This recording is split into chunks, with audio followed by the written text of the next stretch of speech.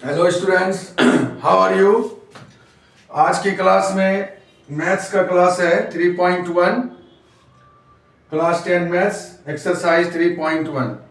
पिछली कक्षा में आपको बताए थे कि a1 by a2 not equal to b1 by b2 होता है, तो इसे हम इंटरसेक्टिंग बोलते हैं। क्या बोलते हैं? इंटरसेक्टिंग बोलते हैं, इंटरसेक्टिंग लाइन बोलते हैं।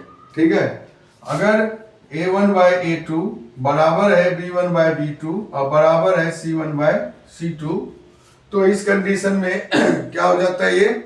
ये पैरेलल हो जाता है और कोइंसिडेंट हो जाता है। क्या हो जाता है? ये कोइंसिडेंट हो जाता है, इसको हम कोइंसिडेंट बोलते हैं।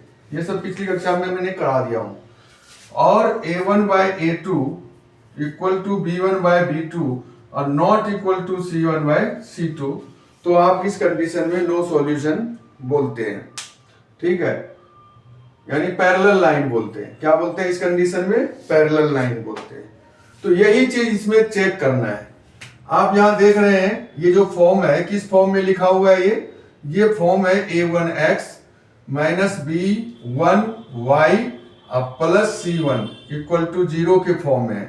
a2x plus b2y minus c2 equal to 0 के फॉर्म में है। देख लीजिए, ये linear equation in two variable का क्वेश्चन है। तो a1x b1y c1 बराबर 0 ऐसे लिखा हुआ है। तो इसी कंडीशन में देख लीजिए कि a1 के जगह 5 आ रहा है और a2 के जगह 7 आ रहा है। ठीक है, उसके बाद क्या है? b1 के जगह -4 है और b2 के जगह 6 है। ठीक है, और c1 के जगह 8 है और इसके जगह -9 है। तो क्या देखा आपने कि a1 बाय a2 इक्वल नहीं है। a1 बाय a2 इक्वल नहीं है। तो a1 बाय a2 इक्वल नहीं है किसके? b1 बाय b2 के इक्वल नहीं है। देख लिया आपने, इसकी जरूरत ही नहीं पड़ेगी जब यही बराबर नहीं है। तो a1 by a2 not equal b1 by b2, इसलिए हम इसको क्या बोलेंगे? इंटरसेक्टिंग। क्या बोलेंगे? इंटरसेक्टिंग लाइंस एट पॉइंट, इस तरह से हम इसको बोलेंगे। क्यों? क्योंकि a1 by a2 not equal by b1 by b2, जब ये इक्वल नहीं है तो इसको हम क्या बोलेंगे? Intersecting lines at a point. ठीक है, इसी तरह आपके पास ये दूसरा क्वेश्चन है। दूसरा क्वेश्चन में भी a1 है, a1x। यहां पर भी आपने देख रहा है कि a1x है, a1x plus b1y plus c equal to 0, और यहां है a2x plus b2y plus c equal to 0। ये कंडीशन है linear equation in two variable का। तो यहां भी a1 क्या देखा आपने? 9/18। ठीक है, और इधर क्या देखा? 3/6, और इधर क्या है? 12/24। तो आप क्या देख रहे हैं इसमें कि 9 से ये कैंसिल हो रहा है, 1/2, ये भी कैंसिल हो रहा है 1/2, ये भी कैंसिल हो रहा है 1/2, यानी a1 बाय a2 बराबर है b1 बाय b2। देख रहे हैं आपने? तो a1 बाय a2 इक्वल है b1 बाय b2 इक्वल है c1 बाय c2, इसलिए इसको हम क्या बोलेंगे? कोइंसिडेंट बोलेंगे। क्या बोलेंगे इसको? कोइंसिडेंट बोलेंगे। इसको कोइंसिडेंट बोलेंगे। आप क्या? कोइंसिडेंट बोलेंगे। ठीक है, चूंकि a1 बाय a2 इक्वल है b1 बाय b2 इक्वल है c1 बाय c2। अब इस कंडीशन में भी देख लीजिए, यहां भी a1x plus b1y plus c equal to 0 है, a2x plus b2y plus c equal to 0 है। तो a1 के जगह 6 से नीचे 2 आएगा, और यहाँ -3/-1 और यहाँ 10/9।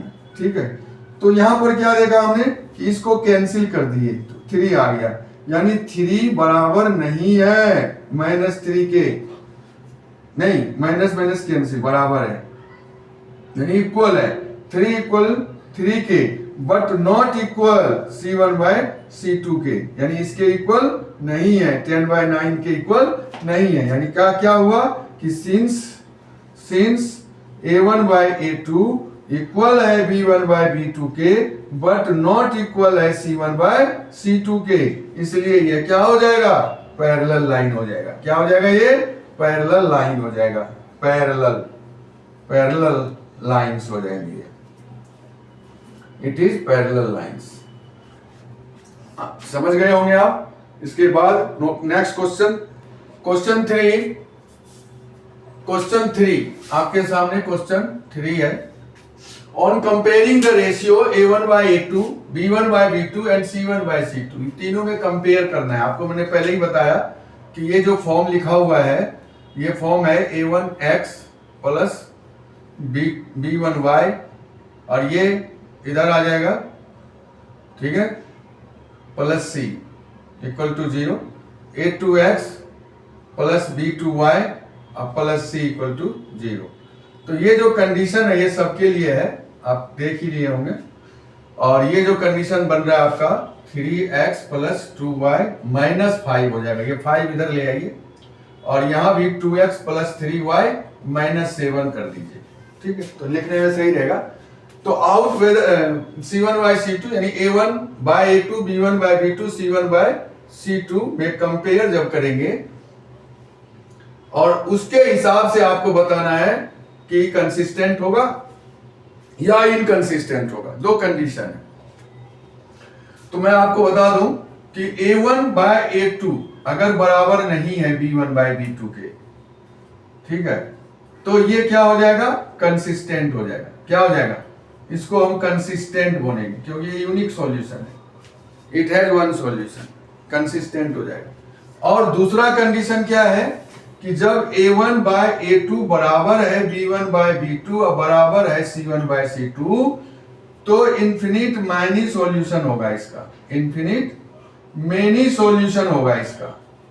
तो मेनी सॉल्यूशन होगा तो ये भी कंसिस्टेंट होगा। क्या होगा, ये भी कंसिस्टेंट होगा। दो कंडीशन में कंसिस्टेंट होता है। और तीसरा कंडीशन क्या है, तीसरा कंडीशन ये है कि जब A1/A2 बराबर है B1/B2 और C1/C2 के बराबर नहीं है, तो ये नो सॉल्यूशन होता है। क्या होता है ये, और जब नो सॉल्यूशन होगा तो ये इनकंसिस्टेंट होगा। इस कंडीशन में ये इनकंसिस्टेंट होता है, ये इनकंसिस्टेंट होता है। जब नो सॉल्यूशन होता है तो इनकंसिस्टेंट होता है। ये सब आप पढ़ चुके हैं पहले ही। तो इन्हीं सब चीज को फॉलो करते हुए इसका आंसर देना है। अब यहां देख लीजिए, A1 के जगह क्या है, 3/2 है, 3/2। ये बराबर नहीं है 2/3 के, नहीं है बराबर। ये 3/2 या 2/3 है, तो बराबर नहीं है। तो जब बराबर नहीं है तो क्या होगा, ये कंसिस्टेंट होगा। क्या होगा, since A1/A2 not equal to B1/B2, इसलिए इट इज कंसिस्टेंट। ये कंसिस्टेंट होगा। क्या होगा, ये कंसिस्टेंट होगा, ठीक है। अब इसको देख लीजिए, ये भी इसी फॉर्म में है। तो A1 क्या हो जाएगा, 2/4। क्या हो जाएगा, A1/A2 क्या हो गया, 2/4 हो गया। B1/B2 कितना बन रहा है, -3/-6। और C1/C2 क्या बन रहा है, 8/-9।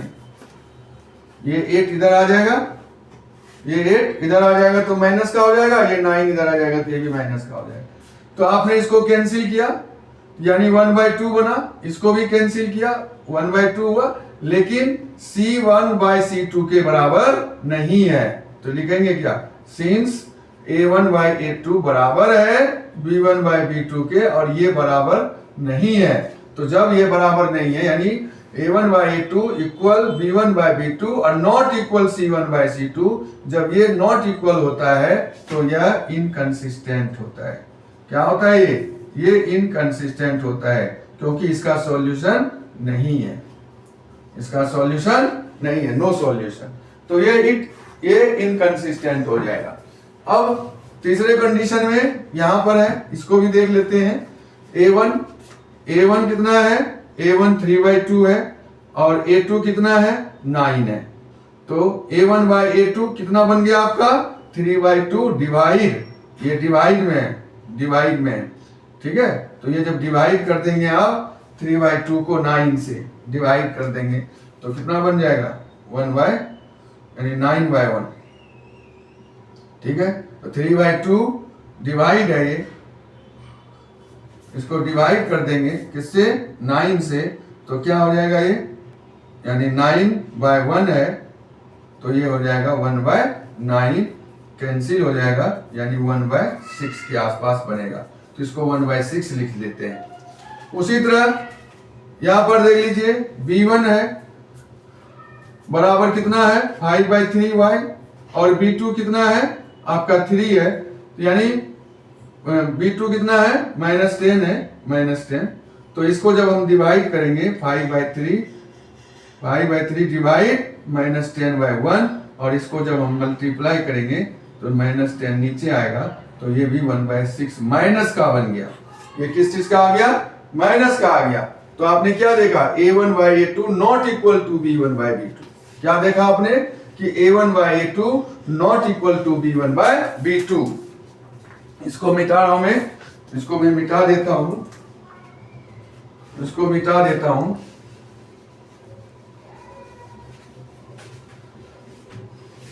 a1/a2 नॉट इक्वल टू, तो लिखेंगे since a1/a2 not equal to b1/b2, hence क्या हो गया, कंसिस्टेंट हो गया। It is consistent. इसको हम कंसिस्टेंट बोलेंगे। क्या बोलेंगे इसको, कंसिस्टेंट बोलेंगे।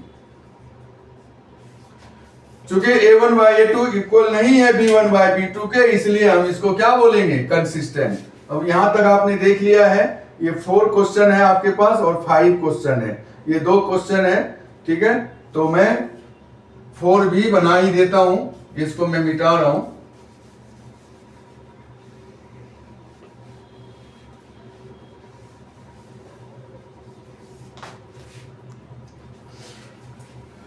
लीजिए 4 क्वेश्चन दिखा देता हूं। ये 4 क्या है, a1 बराबर 5 है और a2 बराबर -10 है, ठीक है। और b1 कितना है आपका, b1 -3 है, और b2 कितना है आपका +6 है। तो जब इसको कहेंगे 5/-10 यानी -½ हो जाएंगे, और इसका भी जब आप करेंगे तो ये भी -½ हो जाएगा। और c1/c2 भी इसका क्या है, यहाँ इक्वल के पहले आ जाएगा तो क्या लिख देंगे इसको -11, और इसको भी इक्वल के पहले आ जाएगा तो ये लिख देंगे प्लस, ठीक है। तो इस तरह से ये मेरा बन रहा है 22 यानी -1/2। तो आपने क्या देखा, सिंस a1/a2 इक्वल है b1/b2 के, इक्वल है c1/c2 के, सारे इक्वल है, तो क्या हो गया, इट इज पैरेलल लाइन। ये क्या हो गया, इट हैज पैरेलल। तो जब पैरेलल होता है तो क्या हो गया, ये कंसिस्टेंट हो गया। क्या हो गया, ये कंसिस्टेंट हो गया। तो इस कंडीशन में भी कंसिस्टेंट ही होता है, ठीक है। अब यहां पर क्वेश्चन 5 है, ये 5 देख लेते हैं। ये तो आपका 4 पार्ट कर दिया मैंने, 4 पार्ट कर दिया। अब 5 के लिए इसको मिटा देता हूं, इसको मिटा देता हूं 5 के लिए। 5 में क्या है, a1 बराबर क्या है 4/3, और a2 कितना है 2 है। इसको जब डिवाइड कीजिएगा 4/3 डिवाइड 2, नीचे 1 आ जाएगा, 1/2 यानी 2/3 हो रहा है। और b1/b2 तो ये 2/3 ऑल्सो है ही।